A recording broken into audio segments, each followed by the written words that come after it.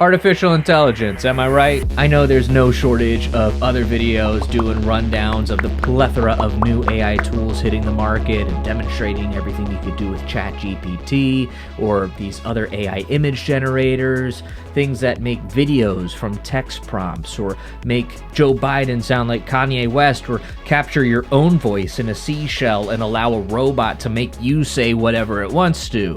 There's some freaky stuff, but there's also some powerful stuff, and there's one tool in particular that I want to try out right now just to get my hands on it. I didn't discover this, I just want to experience it firsthand and also do a little demonstration for you, but especially my platform launchers crew and anybody else who's a content creator, especially if you are podcasting and interested in making your voice sound as good as it can.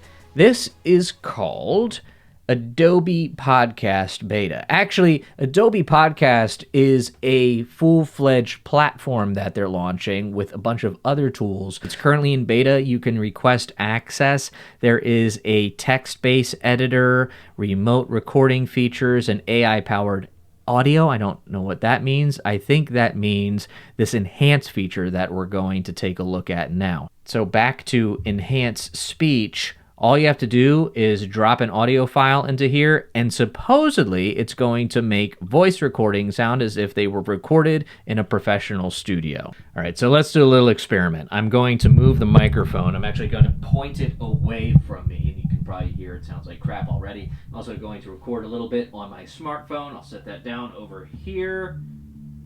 And I'm going to read an excerpt from my old radio production textbook from college. Sound itself is a vibration. Specific motion of air molecules. What happens is this. A sound source, a symbol perhaps, creates changes In the air pressure. When molecules are pushed together, they are said to be in compression. All right, I'm going to up the ante. I'm going to move this Even further away, right up against the wall, so it's all bouncy and blah. And I'm going to just for kicks. I'm going to stick my phone in my pocket here.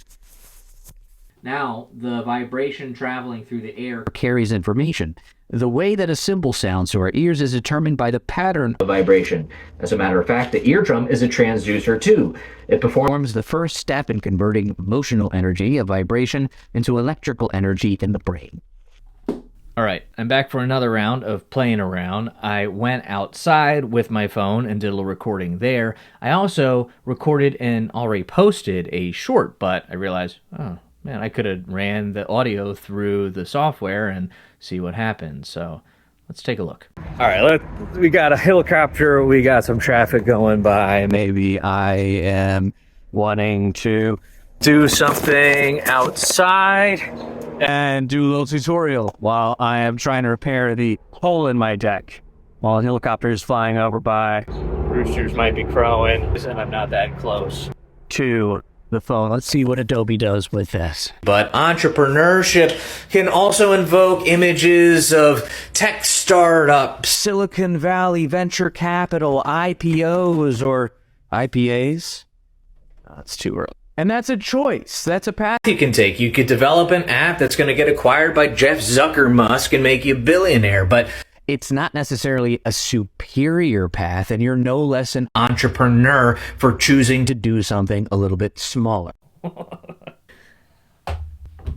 I'm impressed. I'm really impressed. Okay, here are my thoughts. On the Samson mic test, the audio was not perfect, but the original audio was far from perfect. Adobe's output definitely sounded processed. There was that little garble in there. It's a very technical sound engineering term. But considering that I was pointing this microphone away from me and essentially not even recording me, but recording the echo of my voice off the wall back into the mic, job well done. And if my only choice was between the garbage audio and the over-processed audio, I mean, that's a here I come to save the day sort of moment. It is always stressed. You have to get the audio right. You can cheat over bad video. You can put some B-roll over or do some other tricks. But if you had bad audio, besides doing a little EQ, maybe a little hum removal or some noise reduction, if you had that sort of audio, you're done. But this is a modern day miracle. I'm just constantly blown away with how far the technology has come. The phone audio, it did a great job with that. It just added a lot more depth, a lot more presence. There was a little garble, and there were some points where it didn't quite sound like how I think I sound, which makes me wonder.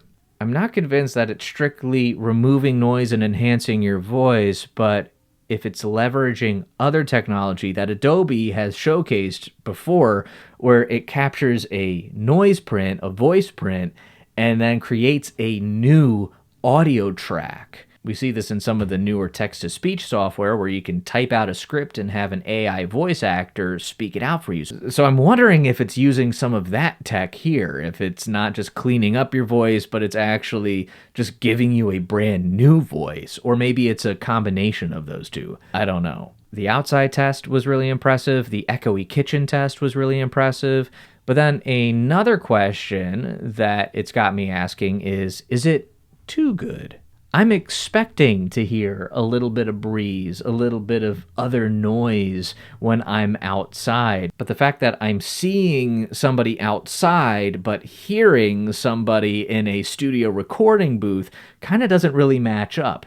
And it honestly makes me feel a little claustrophobic, like it's too isolated. It's not what I'm expecting. So there might be a case to not use this technology. Same with the shorts. If you're just kind of running and gunning and like, hey guys, it's just me being me on my phone and being real with you, but it sounds like really polished.